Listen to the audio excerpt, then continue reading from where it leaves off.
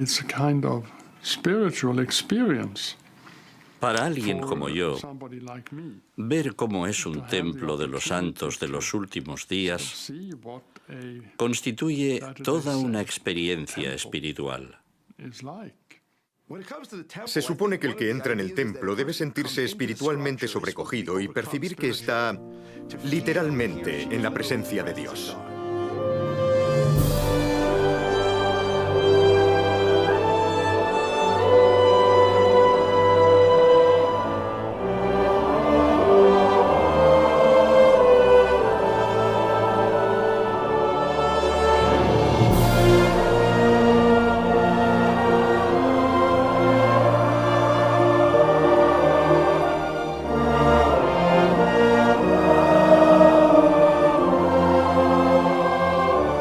Muchos son los que se sorprenden por la importancia que la Iglesia de Jesucristo de los Santos de los Últimos Días concede a sus templos. Y se preguntan, ¿qué finalidad tienen estos? Me interesa y me agrada ver tantas tradiciones religiosas antiguas, particularmente las bíblicas, retomadas en las creencias y los ritos de los mormones. En la tradición judía, el templo es a la vez el origen de la felicidad y su definición más sublime. Gran parte de ello se debe a la combinación de dos elementos, la estética, la belleza del lugar y el simbolismo. Personalmente creo que el templo es la gran metáfora en la tierra de lo que será el cielo. Todos esos símbolos buscan evocar la espiritualidad en la persona y causar la impresión de que el hombre puede acercarse a Dios. Entiendo que el mormonismo, con su renovación del concepto del templo, abre una brecha en el muro que separa esta vida de la eternidad. A mi juicio, es algo muy digno de consideración. El concepto de los templos no es nuevo. En el Antiguo Testamento hay muchas referencias a ellos.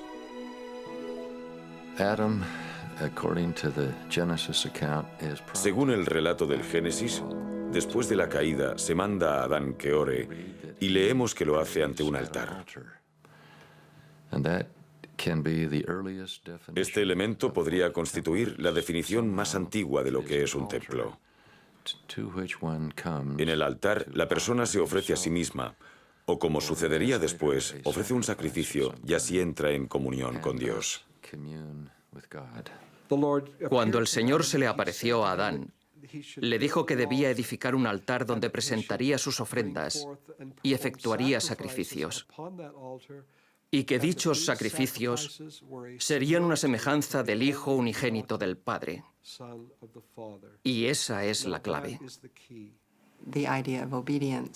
El concepto de obediencia a Dios está implícito en Adán. El ángel le dijo, haces esto a semejanza del sacrificio del Hijo unigénito. Así es como Adán comienza a entender que los sacrificios y los altares guardan relación con Jesucristo. La noción del Mesías existe desde los albores de la humanidad, y el altar es el lugar donde se entra en comunión con Dios.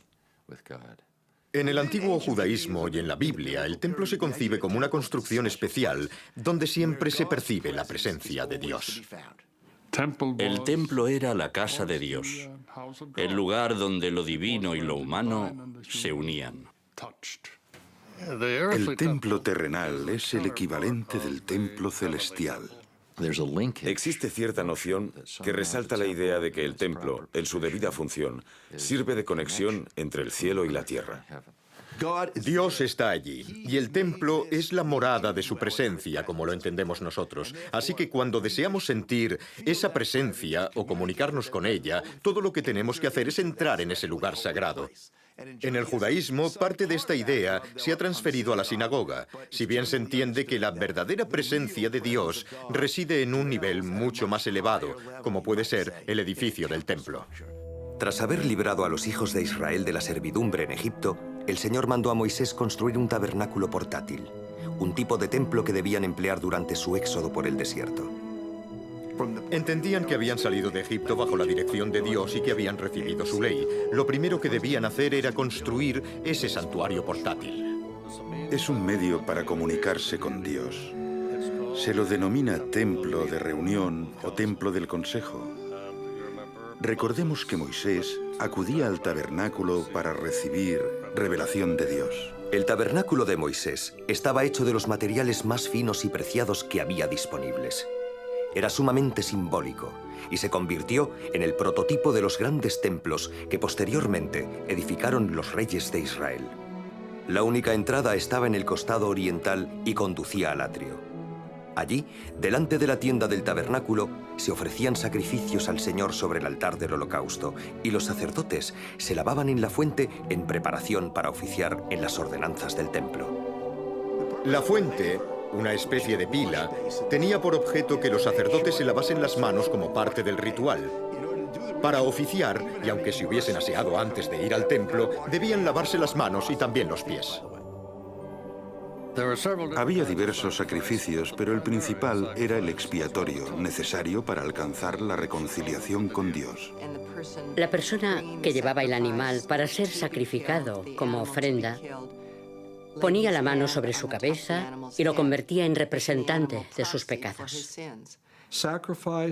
El sacrificio es un símbolo, una semejanza del sacrificio supremo del Salvador Jesucristo, de ese sacrificio único mediante el cual derramó su sangre para nuestro provecho.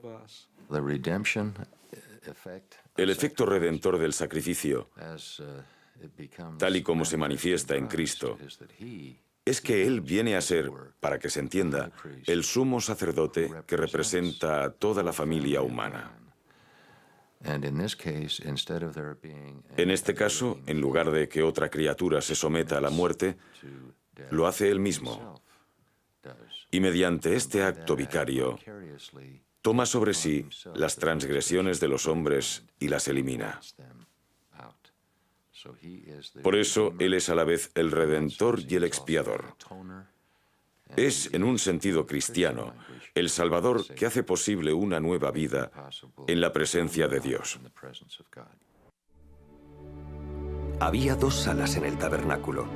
La primera, denominada Lugar Santo, contenía 3 objetos sagrados: el candelabro de oro o menorá, la mesa del pan de la proposición y el altar del incienso. La luz del menorá simboliza la presencia divina. De ahí el concepto de que la luz debiera arder continuamente. Simboliza la luz de Dios. Esa es su casa, el lugar donde se reunía con su pueblo, y la luz era esencial para ese símbolo. Otro elemento era el pan de la proposición, que en la Biblia también se conoce como pan sin levadura. Los israelitas sabían que Dios no comía nada, pero al ofrecerle esos deliciosos panes, que después comían los sacerdotes, manifestaban su anhelo de entregar a Dios sus mejores alimentos. Eran 12 panes, y supongo que representaban a las 12 tribus de Israel. Las ofrendas de incienso forman parte del culto de muchas religiones antiguas.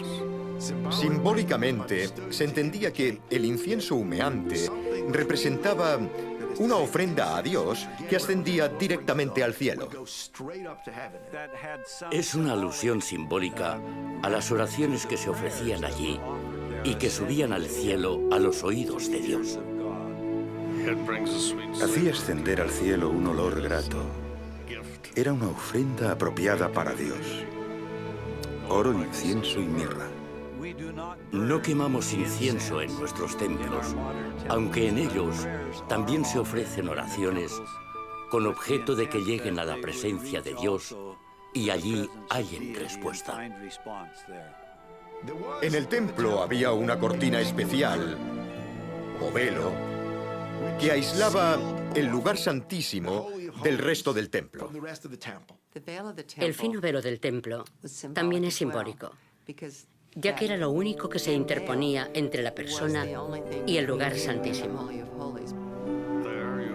Allí estaba el Arca del Pacto, el convenio que unía a Israel con su Dios y a Dios con Israel. Es la sala del trono y el equivalente a la sala del trono celestial, donde Dios mismo mora y se sienta. En el Arca del Pacto se guardaban otros objetos sagrados, entre ellos las tablas de la ley que Moisés recibió en el monte Sinaí. Esa sala equivalía a estar en presencia de Dios, y las tablas de la ley recordaban constantemente a Israel que su regreso a Dios dependía de la obediencia a las leyes divinas. Una vez que los hijos de Israel se hubieron establecido en la Tierra Santa, el gran rey David deseó construir un templo permanente, para cuya edificación se procuraron los mejores materiales, aunque fue a su hijo Salomón a quien Dios permitió levantar el magnífico templo en Jerusalén. En el templo de Salomón había un mar, así le decían, que se apoyaba sobre el lomo de 12 bueyes, otra semejanza con los templos actuales de la Iglesia de Jesucristo de los Santos de los Últimos Días. El número 12 siempre es un símbolo muy adecuado en Israel. La fuente también se llamaba mar en el hebreo bíblico y se empleaba para el aseo de los sacerdotes. Y todo esto guarda relación con el bautismo. Cada templo tiene una pila bautismal apoyada sobre el lomo de 12 bueyes, muy parecida a la del templo de Salomón. Tras muchas generaciones de agitación política y social, el gran templo de Jerusalén se fue deteriorando, hasta que Herodes, rey de Judea, lo reconstruyó 16 años antes del nacimiento de Jesucristo. Este era el templo al que el Señor acudía durante su ministerio terrenal. Es obvio que Jesús y su familia iban al templo. Sus padres le llevaban allí, y en ese lugar le hallaron conversando con los doctores de la ley cuando era un jovencito. Gran parte de sus enseñanzas más admirables las impartió en los aledaños de la colina del templo. Las Escrituras señalan que durante la crucifixión del Salvador, el velo del templo se rasgó por la mitad. En el templo se hallaba el denominado lugar santísimo, separado del mundo por un velo. Como bien dicen las Escrituras, durante la crucifixión de Cristo, el velo se rasgó de arriba abajo con la evidente connotación simbólica de que el Salvador había cruzado el velo. Lo que había sido cesó. Quedó partido por la mitad. La ley antigua, tan valiosa e importante como había sido, pues hasta Cristo mismo la observó, quedó finalmente cumplida, pues Él no vino a abrogarla, sino a cumplirla. A mi entender, el hecho de que el velo del templo se rasgara simbolizó la desaparición total de la barrera entre la vida terrenal y la vida eterna, concediéndose a todo el género humano la libertad y la oportunidad de pasar por ese velo y regresar a la presencia de Dios. Años más tarde, los romanos, por orden del emperador Tito, destruyeron el templo de Jerusalén durante la toma de la ciudad. Jamás se reconstruyó.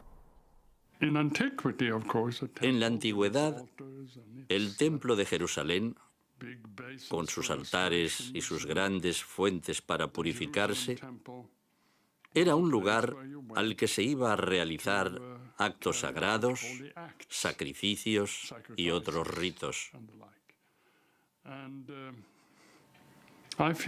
Considero que, en cierta medida, el concepto que los mormones tienen del templo restituye ese significado a la palabra templo.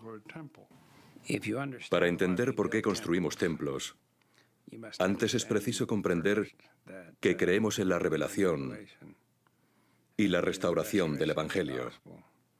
La palabra restaurar significa restituir lo que se había perdido.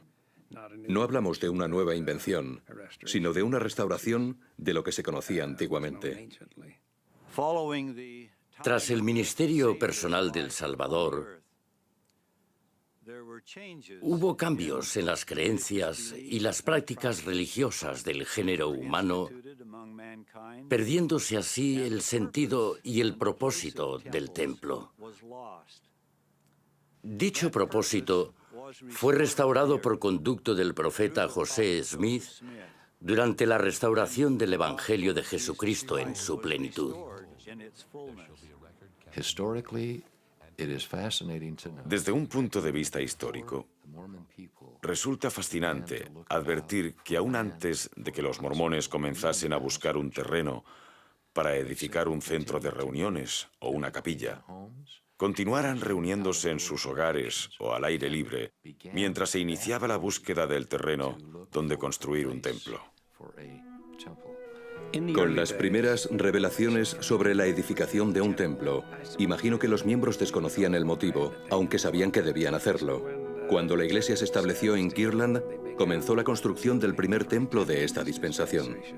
El templo de Kirtland era un edificio magnífico, aunque en la actualidad no es considerado una construcción especialmente grande. Pero si nos detenemos a pensar en que la gente de Kirtland, Ohio, vivía en sencillas casas de troncos y que los santos decidieron edificar su templo de piedra, no de madera, sino de piedra, se entenderá que consideraban que este tenía que ser un edificio sólido y digno de ser llamado la casa del Señor.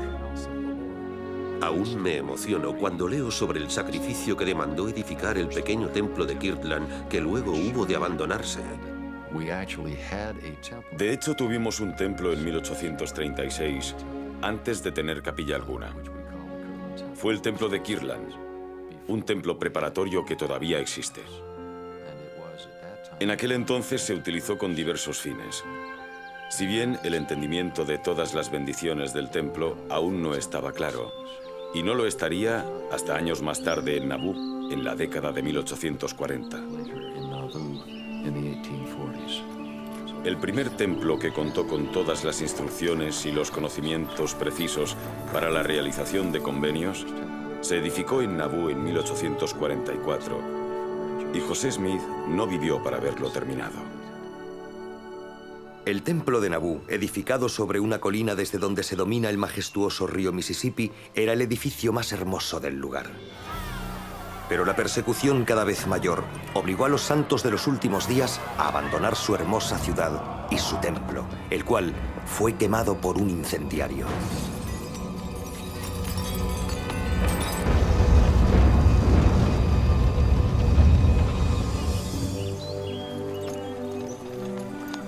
Bajo la dinámica dirección de Brigham Young, los miembros de la Iglesia de Jesucristo de los Santos de los Últimos Días abandonaron sus hogares en Nauvoo y recorrieron más de 2000 kilómetros hacia el oeste para establecerse en el valle del Gran Lago Salado.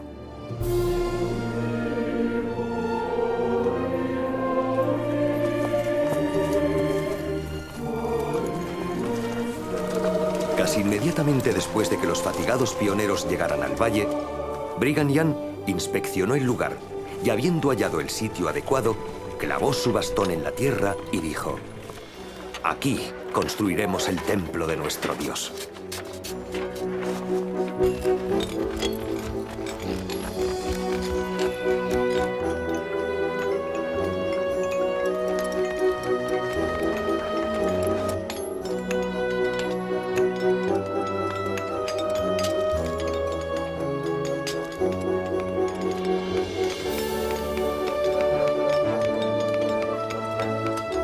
La construcción del templo, en la que se emplearon los mejores materiales y artesanos disponibles, resultó ser una obra de gran magnitud que llevó 40 años terminar.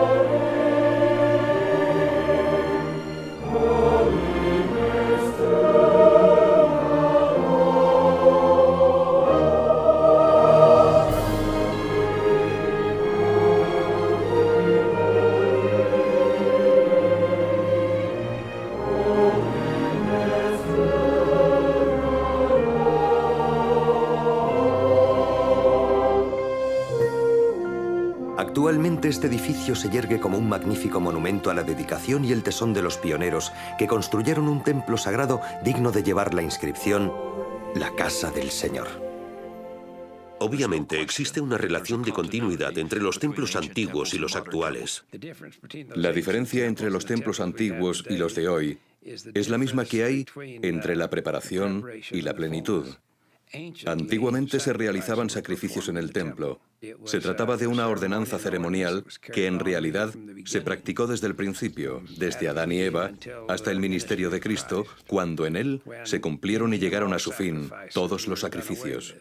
La enseñanza sobre Jesús y su repercusión permanecieron vivas, activas, vibrantes y potentes desde mucho antes de que Jesucristo viniese en la carne, para que cada generación comprendiera lo que Él iba a hacer.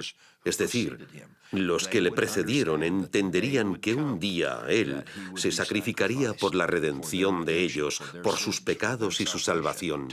Hoy hablamos de un corazón quebrantado y un espíritu contrito. Esa es otra semejanza, otra manifestación simbólica del Salvador. El tipo de sacrificio ha evolucionado con el tiempo, pero su significado siempre se ha basado en Cristo. La atención ha recaído siempre en el Salvador del mundo.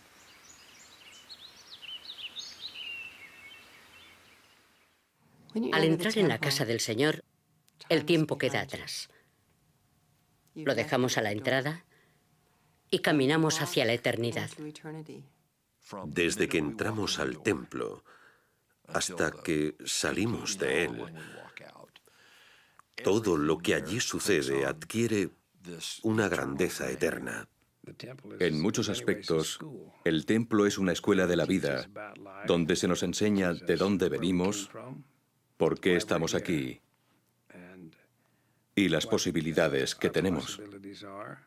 En el templo se logra una espléndida visión de conjunto y se recibe la descripción más grandiosa que exista. Es la mejor enseñanza que esta Iglesia podría impartir sobre el plan de Dios para nosotros. Lo que ocurrió antes de venir a esta tierra, por qué estamos aquí, qué ocurrirá después, nuestras posibilidades, nuestro potencial, así como las promesas que se nos hacen para después de esta vida.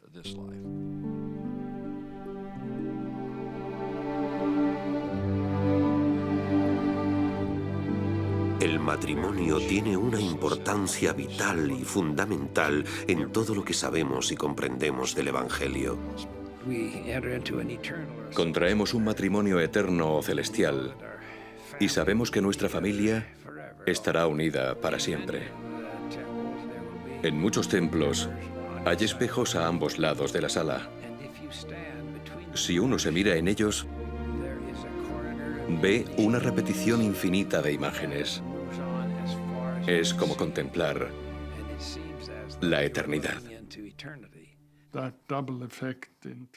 Ese doble efecto hacia el infinito que producen los espejos es una maravillosa expresión de cómo la teología mormona y el matrimonio por la eternidad trascienden las generaciones.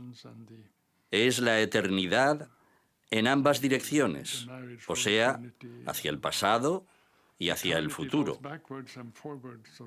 convirtiendo así un símbolo sencillo en algo realmente portentoso. Nuestras familias adquieren una dimensión eterna en el templo. Los vínculos familiares nos unen hasta donde deseemos remontarnos en el pasado y proyectarnos hacia el futuro.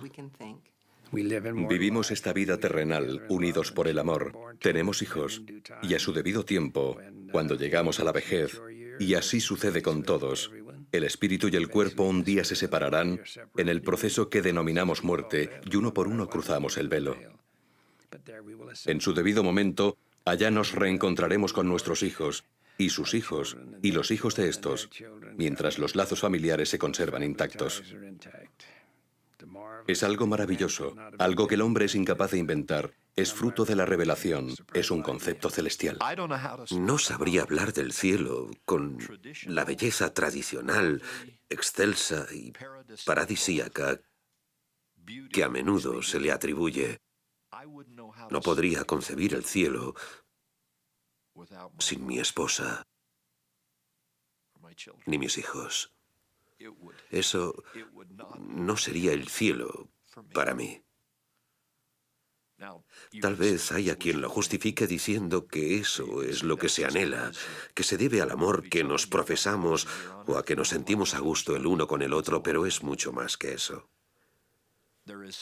Hay algo eterno en la aseveración de que en el Señor ni el varón es sin la mujer, ni la mujer sin el varón. Es mucho más que sociología. Es teología, es eterno. En el templo desempeñamos una labor que repercute en nosotros mismos, pero principalmente la hacemos por los demás. El bautismo por los muertos es una de las sagradas ordenanzas del templo.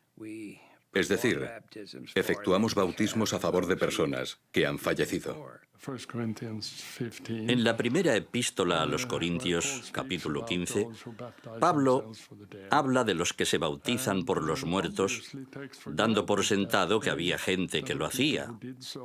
Y Pablo no se escandaliza por ello, pues con los mormones se ha recuperado esa práctica. El profesor Krister Stendahl, de la Escuela de Teología de Harvard, fue obispo de la Iglesia Luterana en Estocolmo, Suecia. Durante una de nuestras visitas, convocó una conferencia de prensa. Invitó a varios de sus amigos y dijo: tengo 3 normas para este tipo de charlas entre distintas religiones. Número 1. Si desean averiguar cuáles son las creencias de una persona, pregúntenselo a ella, no a los que la censuran ni a sus enemigos. Cuando se habla de otra religión, suele quebrantarse el mandamiento que se refiere a no levantar falso testimonio contra el prójimo. Número 2. Si van a comparar, no comparen lo mejor de su fe con lo peor de la de ellos. Contrasten lo mejor con lo mejor. La mayoría de la gente solo ve lo mejor de sus propias tradiciones religiosas y distorsiona las de los demás. Y de la número 3 dijo: den cabida a la envidia santa. Y añadió: permítanme darles un ejemplo de mi envidia santa por los santos de los últimos días. Cuando los luteranos perdemos a un ser querido, celebramos un funeral y vamos al cementerio. Ahí se termina nuestra preocupación por los que se han ido. Sin embargo, los santos de los últimos días se interesan por sus antepasados, al grado de desear que reciban las bendiciones de la expiación de Cristo, por lo que construyen templos y, siguiendo la instrucción de Pablo en el primer libro de Corintios, efectúan bautismos por los muertos. Y sonriendo agregó: siento envidia santa por eso. Es algo muy hermoso para los que por fin hemos aprendido lo que es la envidia santa. Me imagino a mí mismo tomando parte en un acto así, compartiendo las bendiciones que he recibido de Jesucristo. Es un acto generoso y hermoso que nadie debe, digamos, ridiculizar ni despreciar. Uno de los principales elementos destacables de nuestra obra en el templo y del hecho de que sea una continuación de la obra del templo de la antigüedad, aunque más amplia que esta, es la asombrosa obra por los muertos que solo pudo iniciarse con la muerte y la resurrección de Jesucristo. Fue Él quien liberó a los muertos de su prisión. En el templo se lleva a cabo una obra vicaria. Este es un concepto interesante, pues muchos se preguntan: ¿cómo podemos hacer eso? O sea, realizar algo por y a favor de otra persona. ¿Acaso es posible bautizarse por otra persona? Todo el ministerio de Cristo fue una obra vicaria. La expiación misma fue vicaria. puesto que la efectuó por y a favor de todos los seres humanos. Actuó por y a favor de toda alma humana. Por tanto, la obra vicaria está totalmente legitimada y autorizada. De un modo u otro, todos los profetas han enseñado que Dios no hace acepción de personas, que todos somos sus hijos, que, a fin de cuentas, en la eternidad no hay distinción de razas, colores, circunstancias, orígenes, ni nada por el estilo, y que Él nos ama a todos. A mí me parece lo más lógico del mundo. Si se ha de hablar de equidad e imparcialidad, y si la justicia también es un elemento a tener en cuenta, entonces todo hijo de Dios debe tener la oportunidad de recibir la salvación, las dádivas del Salvador y su expiación, que fue una experiencia vicaria.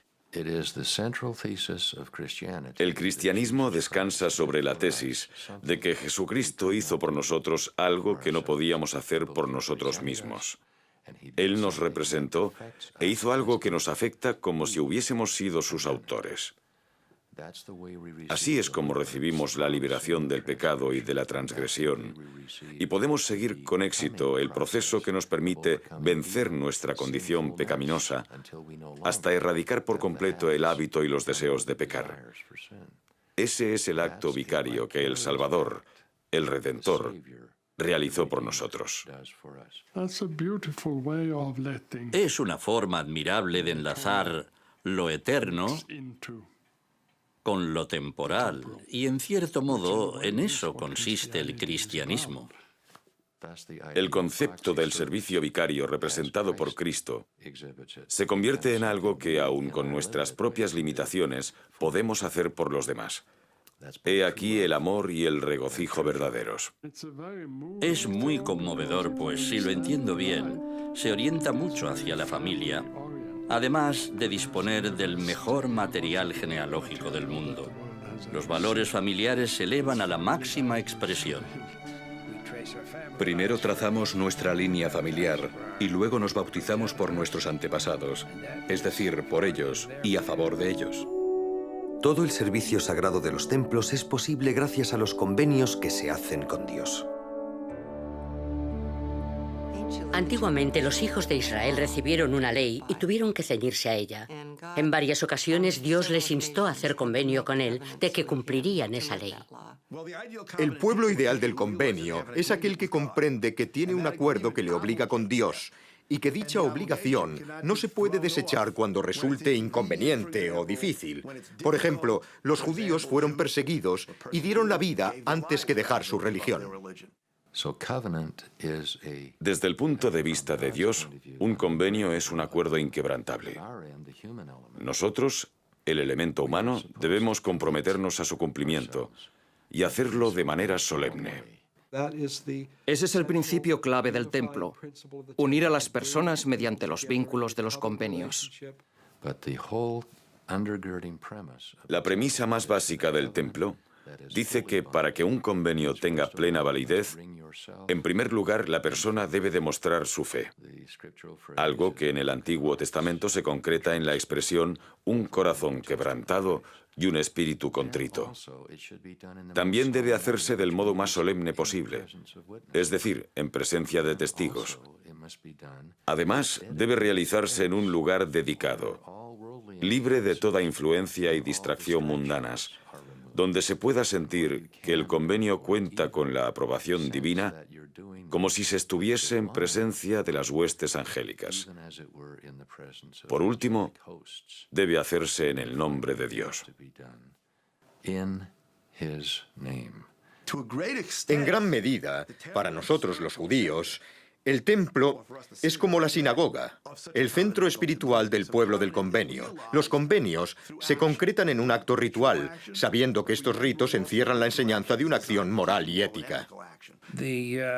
La expresión pueblo del convenio, la cual aparece frecuentemente en las Escrituras, simplemente indica que el Señor ha establecido un acuerdo con determinadas personas por el que éstas llegan a ser su pueblo. Esta es la razón por la que los santos de los últimos días edifican templos en todo el mundo.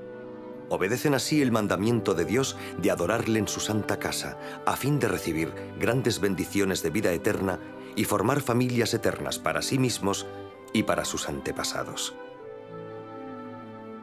Si bien la construcción de templos en diversas partes del mundo encaró cierta oposición inicial porque la gente no lo comprendía, actualmente constituye un gran motivo de orgullo.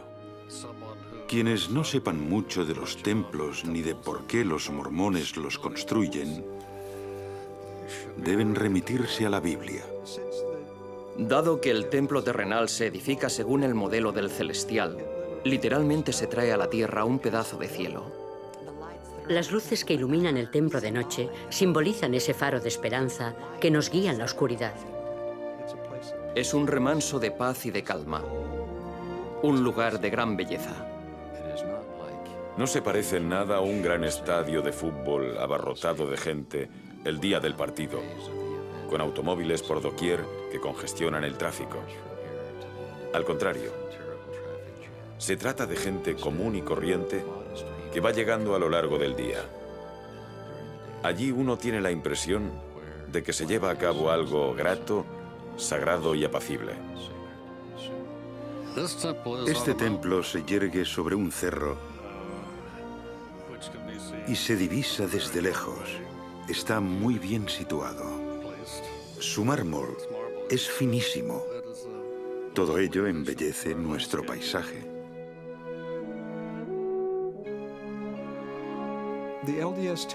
El templo de Portland es, en mi opinión, una de las estructuras arquitectónicas más grandiosas del mundo. Es un edificio verdaderamente espléndido, admirable y majestuoso.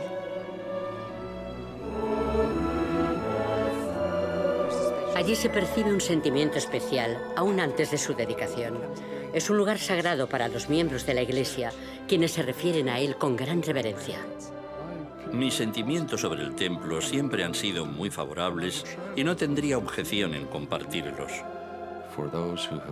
Quienes han vivido cerca de nuestros templos y simpatizan con nosotros, aunque no sean de nuestra fe, son los más indicados para responder a la pregunta: ¿estaríamos dispuestos a aceptar un templo en nuestro vecindario? En general, la respuesta sería claro que sí. Cuando un templo está listo para ser dedicado, abrimos sus puertas y ofrecemos visitas guiadas para que todo el que lo desee pueda verlo por dentro. En la mayoría de los casos, el templo recibe la visita de miles de personas. Abrimos las puertas del templo de par en par y, sinceramente, decimos, vengan todos. Se invita cordialmente a los que no son de nuestra fe y la Iglesia espera con gran anhelo que acepten y se sientan bienvenidos. Deseamos que todos, tanto jóvenes como mayores, conozcan el templo, que vean cómo se ha construido, que sientan el espíritu, que se conmuevan ante la belleza del entorno y puedan saber algo más de nosotros y de lo que es un templo de la Iglesia de Jesucristo de los Santos de los Últimos Días. Tras este programa de puertas abiertas, el templo se dedica y comienza a utilizarse únicamente con fines sagrados. Dedicamos los templos al Señor y en la fachada de cada uno verán la inscripción: Santidad al Señor. Es su casa donde mora su espíritu y nosotros vamos allí para estar cerca de él.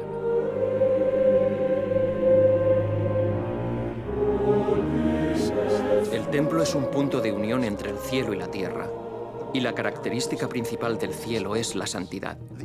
El vocablo hebreo kadosh, que se traduce como santo, literalmente significa separado. Por ejemplo, la noción de matrimonio o kiddushin indica que un hombre y una mujer están separados, es decir, apartados de los demás para poder estar juntos. Pero en el contexto del templo, esta separación denota la presencia de algo santo y muy especial, características que proceden de la idea de la presencia de Dios.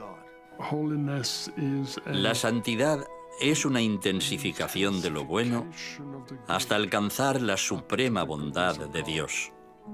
La santidad no es algo externo, se debe llevar en el alma. De no ser así, estaremos perdiendo el tiempo. La hermosura de la santidad es una antigua expresión bíblica que cobra vida en el templo, no en un sentido religioso, sino como un lugar de gran belleza en el cual estar.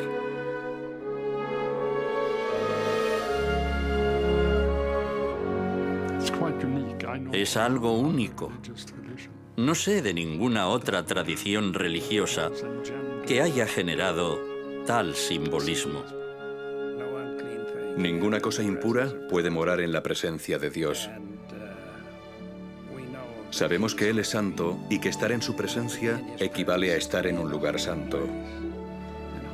El término santidad, aplicado a nosotros mismos, significa que somos limpios y puros, que cualquier mancha ha sido borrada mediante la expiación y que podemos estar en la presencia de Dios. Puedo ir al templo y sentirme cerca de Dios, sentir santidad. Y si por cualquier razón algún día siento que disminuye, voy al templo y ya me encuentro mejor. Allí procuro enmendarme, mejorar, hacer promesas, arrepentirme, vigorizarme. Y salgo fortalecido para encarar la vida. Los templos son un gran consuelo. En ellos reina la paz. Es difícil hallar hoy día un lugar tan apacible. Los miembros suelen ir al templo cuando tienen preocupaciones, aflicciones o dificultades, porque pueden acudir a un lugar que es totalmente sagrado. La reverencia invita a reflexionar, meditar, pensar y sentir. Por tanto, es una fuente de gran consuelo. Todos necesitamos primeros auxilios. Recibir de vez en cuando una inyección. Que se nos infunda esperanza, aliento y santidad. Y el templo me brinda todo eso.